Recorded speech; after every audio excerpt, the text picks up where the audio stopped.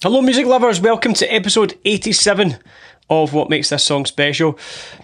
I'll start today's episode with an apology. It's been about a month since I posted anything on the YouTube channel. I even had a couple of messages from folk asking if I'd quit and stopped pursuing becoming a YouTuber. It's just been such a busy few weeks. Christmas, New Year.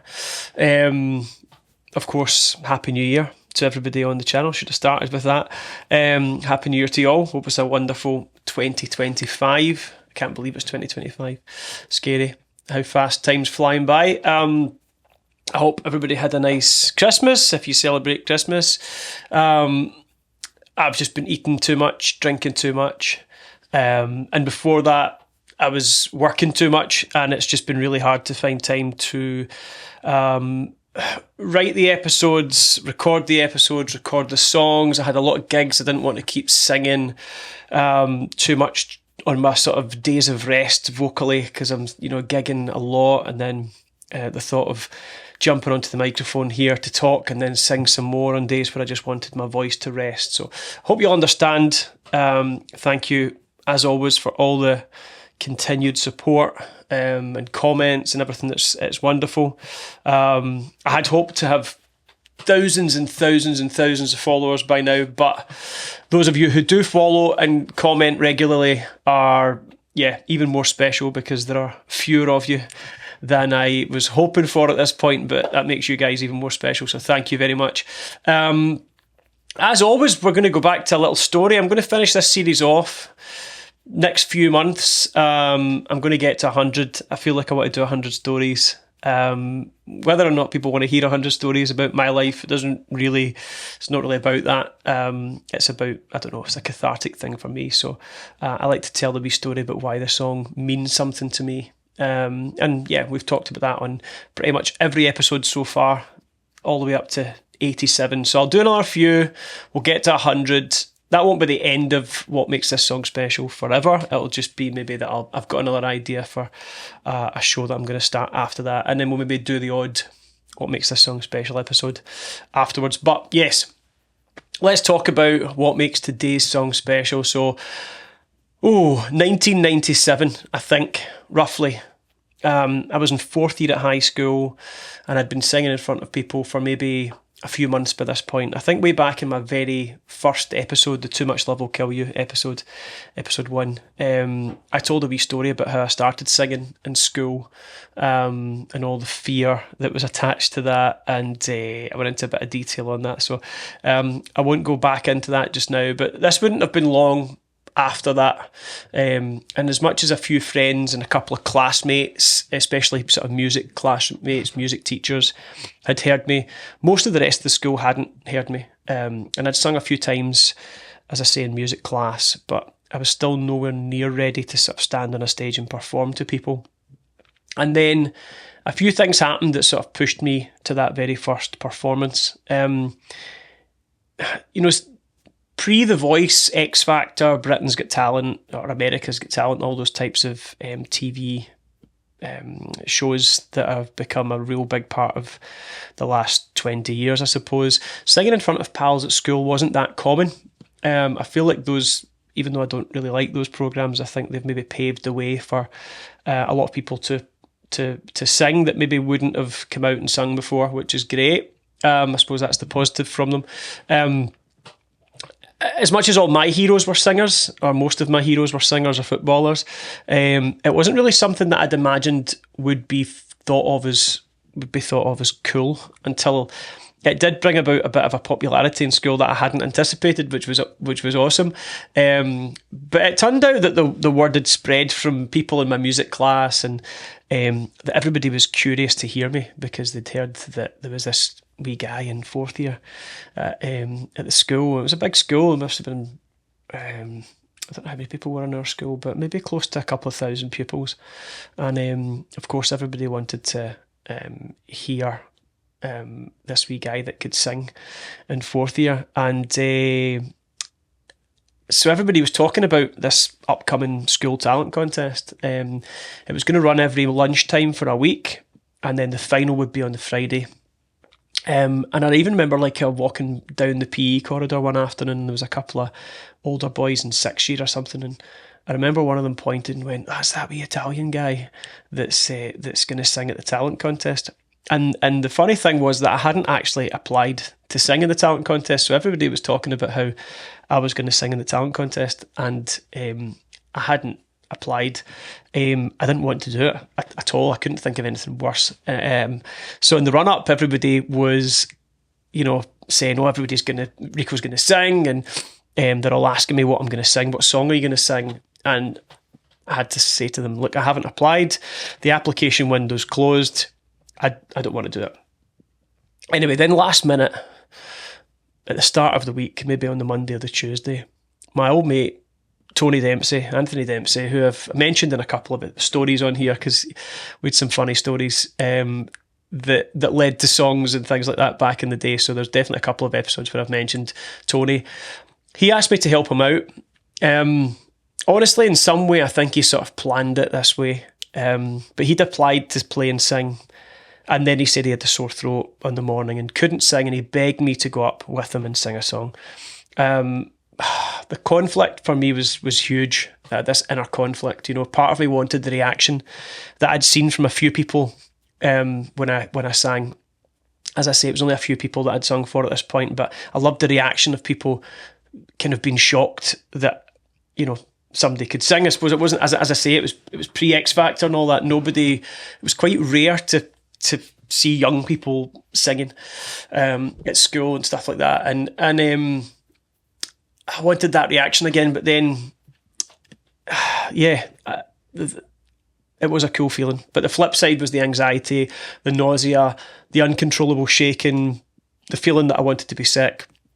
And I really didn't want to do it. And to be honest, the moment from Tony asking me to do it to me actually going on stage and singing that first note is a bit of a blur. I don't really remember the moment that I agreed to sort of to do it. But before long, I was on stage in front of, I was going to say the whole school, but certainly a large population of the school.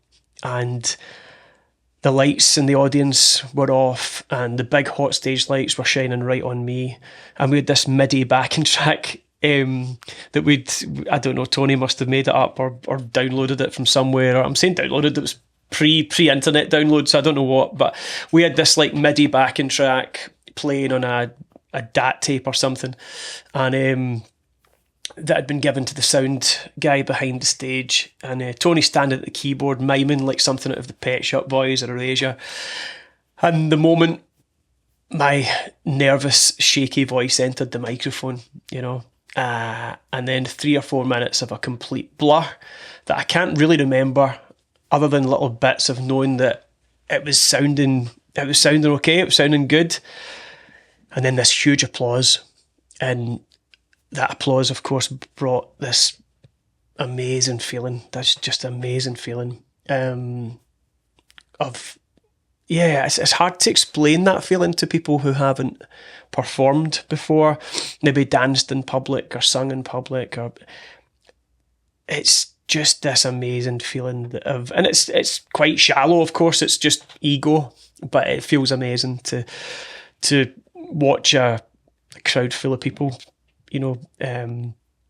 love you, like you, appreciate you, think you were good, clap for you, all that stuff. So amazing. And we got through to the final. We were to come back on the Friday to perform again and fight it out with the other finalists. Something happened the next day. At some point we went down at lunchtime, watched some of the other acts to see what we're up against, and just out of curiosity and just for a bit of fun. And somebody did something silly beside us, and I can't remember exactly what happened, but we started like giggling away about something. And then one of the judges, who was one of the teachers, she pulled us out of the hall and she went absolutely crazy. She was saying that we were disrespecting the act and we were laughing at the actor on stage and stuff, and we were like quite upset because we absolutely weren't laughing at the act on stage. We were just being silly and immature. And yeah, of course it was daft and it wasn't very respectful when there's an act doing something on stage and we were sitting in the back giggling, but we weren't laughing at anybody or belittling anybody, which is what we were kind of being accused of. So, yeah, I remember just being really kind of taken aback at our level of anger, and she tried to get us disqualified. And then it sort of passed by and we were allowed to perform on the Friday. Anyway, long story short, we didn't win on the Friday. I think we performed well on the Friday again. I think we performed pretty much identically to what we did on the original heat. But this girl in the year below called Emma Thompson did this solo dance to, I think it was to the Flash Dance song. I don't know why I remember that, but she was brilliant. She was really, really good, great dancer, and she did great. And we were, it would have been nice to have won, but honestly, I didn't care. For me, that little performance was such a huge turning point for me. Everyone in school knew me after that, and people wanted to chat to me and get to know me. Even the kind of older kids and stuff would come up and say, "Oh, that was great, wee man," and all that type of stuff. And you just felt like it was a special feeling. It just felt like I went from being this like quiet little nobody in school, and then everybody kind of knew who you were, and people, asked you about things and talked to you about songs and singers, and yeah, it was cool. It was really nice, and it was a real turning point for me. And I remember like a couple of teachers and subjects that I really wasn't great at had come up to me separately and said something along the lines of, "Oh, I get it now," as if they sort of knew that my heart didn't lie in chemistry and it sort of lay in a different department of the school. And I feel like even those teachers were always on my case, sort of gave me a little bit of they just knew that, okay, this isn't, you're not here to be a chemist, a pharmacist, you're not here to be a scientist, you're here to be a singer. And they kind of got that at that point. And the music department at that point became my second home. And school became bearable for the first time since primary had finished. I didn't really enjoy the first few years of high school. Nothing bad happened. I just didn't enjoy it. And then it was exciting going into school because I was going to be singing, or I was going to be writing songs with people, and all this whole musical world opened up. And it was cool, and we did win the talent contest the following year as part of a full band we'd put together called The Initiative, which I think I told a bit of a story about on another episode. But we were singing our own songs by that point. We wrote our own songs and performed them, and it was great. And it's amazing how little things like that can mean so much to you in those moments in childhood, because, let's face it, as an adult, you look at it like it's a daft little school talent contest. It's just a silly little thing. But when you're that age and you're trying to fit in and you want to be cool, those little wins are so humongous, they're so big. And I suppose they shape the next chapter that you take in your life, certainly for me. And it gave me just this taste for performing that I took with me throughout my whole life beyond that and to this day. So yeah, there's my wee story, just a wee short one this week about that song, but that is what it takes me back to. I wonder why it's special to you. That is why it's special to me. It's kind of the first song that I really performed on a stage for people, and yeah, an amazing song. I'll talk a wee bit about the song as always. Every Breath You Take is of course the song by The Police from their Synchronicity album from 1983. Written by Sting, it became the biggest hit of the year in Canada and the US. It reached number 1 and stayed there for a whole month in the UK. In May 19, it was recognised by BMI as being the most played song in radio history. And if I was to list all of the awards that it's won over the years, we'd be here all day. So let's just conclude with the accolade part by saying that it is one of the most famous and successful songs ever written. And Sting has become a very, very rich man. Not just off the back of that song, because he has written hundreds of amazing songs, but that is probably his biggest hit to this day. He wrote the song as like from the sort of persona of a stalker or from a sort of surveillance type theme. It was quite Big Brother is watching 1984 type narrative. However, people started asking for it at their wedding and their first dance and things like that, because if you don't analyse the lyrics too deeply in Every Breath You Take, it can very easily on the surface feel and sound a bit like a love song about somebody who's so in love and so obsessed with this person that they're falling for, which I don't think Sting was too chuffed about at the time. I don't think he loved the fact that, this really cool, dark, ambiguous song that he'd written had just turned into sort of like a wedding tune. But yeah, what a song. Speaking of Sting, as always, we'll talk a little bit about the singer. Sting's voice, I love Sting's voice. I love Sting's voice. He is a bit of a vocal chameleon. He's sung punk, reggae, rock, pop, folk, jazz, even opera. And with each new style, he changes his technique and his tone slightly to fit that genre. Very underrated as a vocalist, in my opinion. He's got such an incredible range. I mean, he's even just in chest voice alone, he can get so high.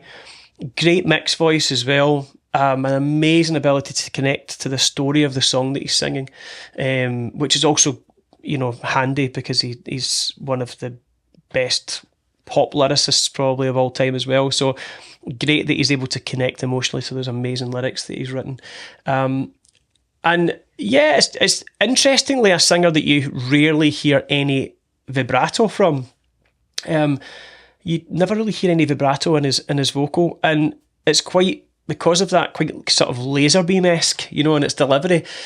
But that just helps, I think, it cut through the mix, and just, it's such a fantastic voice. Really, really cool. So there we have it. Yeah, we've covered the story of what is special to me. We've covered a little bit about the song history, a little bit about the singer. Another special song. As I said, it just reminds me of that first performance, starting a new chapter where I was beginning to sort of follow in the footsteps of my idols and gain a little bit of respect from peers and teachers. And it became a song that I would sing at every gig I played in those first couple of very, very nervous and anxious years of performing. And it just, when I hear it, it always takes me back to some of those very first performances, standing on stage, having just thrown up in the bathroom 5 minutes beforehand because I was so nervous. And yeah, singing that song, it's just a great, great song. And I'll just always be so grateful to Tony for checking it out and asking me to sing that day for him, and to the friends who kind of dragged me up there to do it, because I suppose without those little things in life, I suppose we take different roads, don't we? And I might not be here talking about singing and having had a career over the last 20, 30 years. God, is how long it is? That's terrifying. 25 years of singing, whatever. But yeah, amazing. So thank you for tuning in. Please hit the subscribe button if you haven't already. Please like, share, comment. Why is it a special song to you? Surely there must be millions of you out there who see Every Breath You Take as being a special song in their story and the soundtrack of your life. It must remind you of something. Tell me why. Spark up a little bit of conversation in the comments section. And yeah, thank you so much for your patience. Apologies for the break. I promise I will be back very soon. If you click here any second, I'm going to do a cover version of Every Breath You Take. Hope you can press that button and give it a wee watch and a like. And I'll see you next week for another story and another song. Thank you.